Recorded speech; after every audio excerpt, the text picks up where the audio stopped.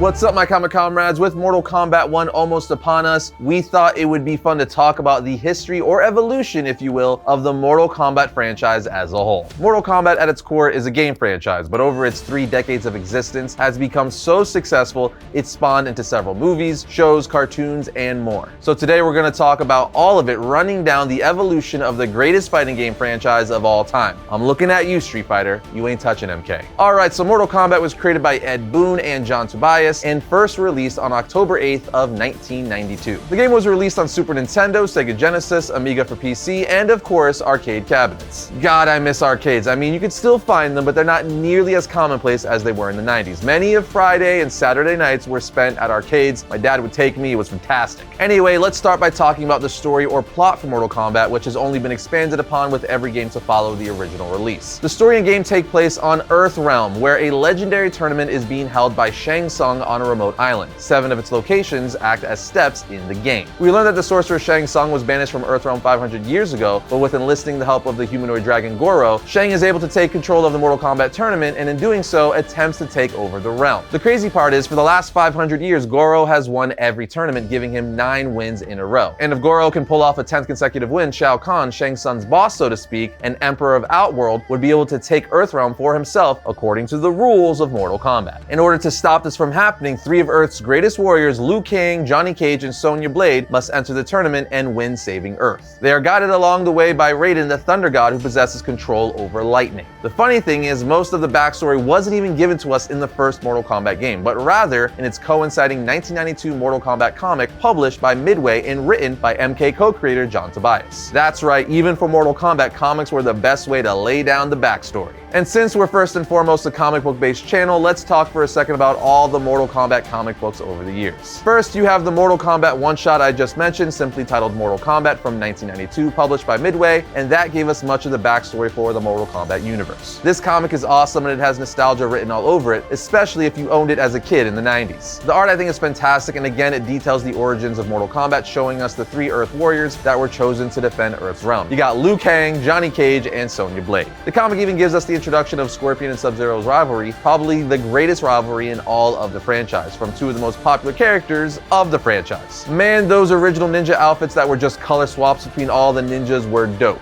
I dig all the new, more personalized designs for Sub-Zero, Scorpion, Reptile, and so on, but there's something to be said about the simplicity of just changing the color for all of them. I don't know, maybe it's just nostalgia, but I love seeing them in their classic ninja outfits. Anyway, the comic plays out much like the first live-action Mortal Kombat movie from 1995, and that's mainly because they pulled from this comic book, and if you know anything about me, I'm all about respecting the source material. And that's what they did, which is one of the main reasons the first Mortal Kombat movie is still the best Mortal Kombat live-action movie, hands down. Anyway, from here we would get another Mortal Kombat book in 1993 in the form of Mortal Kombat 2 Collector's Edition, which, as you may have guessed, ties into the Mortal Kombat 2 game. This book is responsible for giving us the comic first appearance of Shao Kahn, Jax, Kintaro, Reptile, Baraka, Mileena, and more. It's another comic that I highly recommend you guys read that has nostalgia written all over it, at least for me. Then in 1994, they released the Mortal Kombat 7-issue miniseries through Malibu Comics. We also got the Mortal Kombat Goro Prince of Pain 3-issue series, which is a story focusing all around Goro being transported to Earth by a mysterious sorcerer named Zagat, who basically looks like a Gandalf Joker hybrid. And then there's also the Mortal Kombat Tournament Edition, also published by Malibu. MK over the years would go on to have several comic book titles, including the more recent Mortal Kombat X series that lasted 12 issues and was published by DC Comics. The comic follows the rebooted timeline that took place at the end of Mortal Kombat 9, which we see set in motion in Mortal Kombat X and 11, but more on the rebooted timeline later. Now it's time to get into the actual games. Okay, so there has been a total of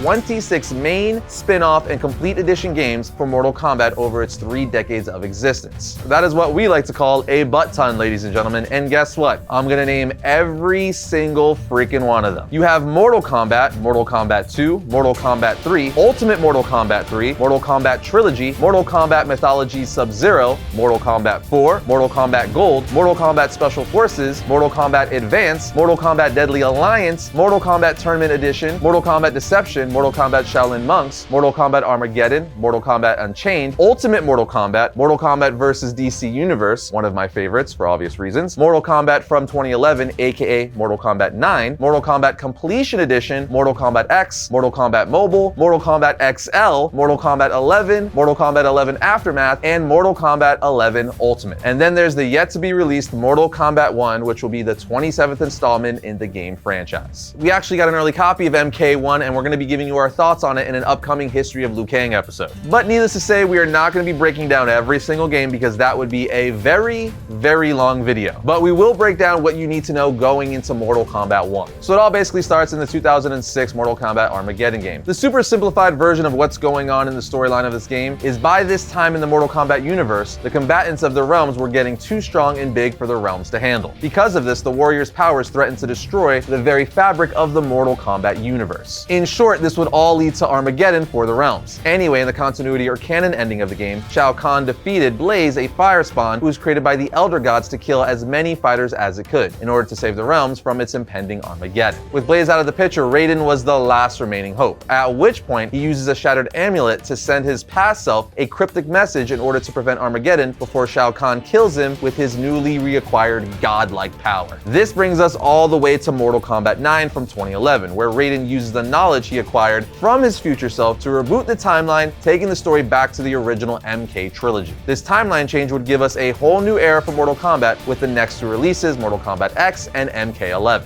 And now more currently in the upcoming MK1 game, Liu Kang, who is essentially a god now after the events of MK11, is going to be resetting the timeline yet again, giving us a brand new start for the Mortal Kombat game franchise. The game looks awesome, so I'm totally down to see where this is all headed, as the trailers tell us you could choose different paths. Characters like Sub-Zero and Scorpion could be brothers or enemies, so I'm very curious to see how that all plays out. The MK games will always be the heart and soul of the franchise, as that's the core and where it all started. But because of the brilliance of the game, it's been made into movies, TV shows, and more, so let's talk about that. First and foremost, we have what I still think is the best live-action Mortal Kombat movie, hands down, and that is the first Mortal Kombat live-action movie from 1995. I must have watched this movie every single day for a month straight when it was released on VHS. Not only that, my dad took me to see this opening weekend, which is a core memory. I was 8 years old, I'd pretty much played all the games, had the trading cards, a bunch of the action figures, and I got to see the movie live action on the big screen. Man, I miss the 90s. Sure, the movie by today's standards isn't the best, so call it nostalgia, whatever you want, but I love it still and think it's the best MK movie to date. I'll die on that hill. I mean, the theme song alone is iconic. That song was played everywhere, on the radio, clubs. You couldn't get away from the epic Mortal Kombat theme song this movie gave us. Anyway, next up we have Mortal Kombat Annihilation. Now, this movie is widely considered to be a train wreck, as it was a massive downgrade from the first film. The budget clearly wasn't as big, several of the actors didn't return to reprise their roles, but hey, I still liked it, which is clearly because of childhood memories, but I don't know what to tell you. But it did give us Shao Kahn, who was teased at the end of the first film, also an updated Scorpion costume, the second Sub-Zero, and the introduction of Rain, Ermac, Shiva, Baraka, and more. So yes, the movie is pretty terrible, but I have fond memories of it. Then we have the 2021 Mortal Kombat film, which I wasn't really a fan of at all. I'm actually kind of shocked it's getting a sequel, considering most people weren't a fan of this film either, especially us Mortal Kombat fans, but hopefully they get it right the second time around. Now, even though that's the end for live-action Mortal Kombat movies as of now, that is not the end for live-action Mortal Kombat, not one bit. Because in '98, we got a live-action Mortal Kombat television series called Mortal Kombat Conquest, which got one season and ran for a total of 22 episodes. Yet again, as a kid, I loved this series. I was never able to watch all of it because back then it was a lot harder to catch TV shows and find out what time, channel, and day they aired. But I did watch a good chunk of it, specifically all the episodes I'd catch with Scorpion and Sub-Zero. It served as a prequel for the first Mortal Kombat film, which is why costumes for characters like Sub-Zero, Scorpion, Reptile, and so on are ripped right out of the first film. Nonetheless, this series has a cult following for us MK fans, and I'm part of it. But that's not it, because Mortal Kombat also got Mortal Kombat Legacy in 2011. It ran for 2 seasons with a total of 19 episodes and originally served as an online web series. The series was originally meant to be a rebooted movie with a more grounded take on the Mortal Kombat universe, but Warner Brothers and New Line declined, and instead greenlighted it for a web series. It was actually pretty well received, and I know I personally dug it. Next, we have a tie-in and or prequel to the first Mortal Kombat film, which I feel is highly underrated, and that is Mortal Kombat The Journey Begins, straight to home video movie. This served as an unofficial prequel to the first MK film, releasing the same year. I must have watched this thing I don't even know how many times, like all the time. The video featured traditional 2D animation and CG Pixar style animation, which is horrible by today's standards. So that Scorpion and Sub-Zero CG fight, I would rewind and watch over and over. And the film was only 54 minutes long and included a 15-minute behind the scenes documentary of the live action film. This release was so good and and has some of my favorite Mortal Kombat memories tied to it. But it doesn't end there. No, it does not, because when 1996 rolled around, we got the Mortal Kombat Defenders of the Realm animated series. This series was awesome, and I would watch it all the time on the USA Network. However, it was very short-lived, only getting one season and a total of 13 episodes. One of the cool things about the series was we got to see a bunch of good guys in the MK universe, hence the series being called Mortal Kombat Defenders of the Realm. In any case, the Defenders consisted of Liu Kang, Curtis Stryker, Sonya Blade,